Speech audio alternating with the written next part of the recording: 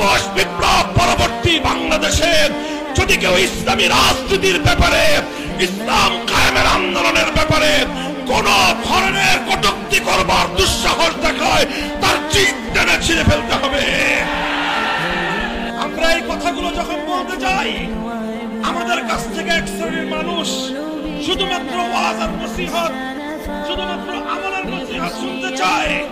আমাদের কাছ থেকে কিছু মানুষ শুধুমাত্র নামাজ রোজার ইবাদতের বয়ান শুনতে চায়।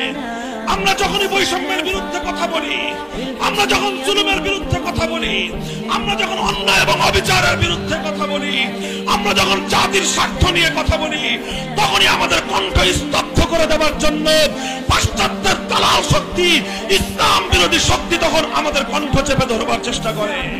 সেই আগল ভাঙার সময় এসেছে, সেই জড়তা ভাঙার সময় এসেছে। আগামী দিনে আমরা কথা বলবো, শুধু কথা বলবো না, বৈষম্যহীন একটি সমাজ গড়বার জন্য যদি যুদ্ধ করতে হয়